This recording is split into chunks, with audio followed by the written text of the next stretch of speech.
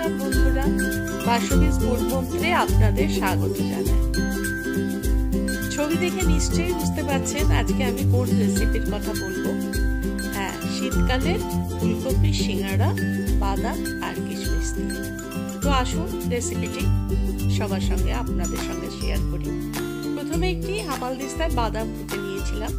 কড়াই সামান্য সর্ষের তেল দিয়ে তার মধ্যে দিলাম 5 ফোড়ন, শুকনো লঙ্কা কুচি, তারপর বাদাম আর কিশমিশটা ওর মধ্যে দিয়ে দিলাম।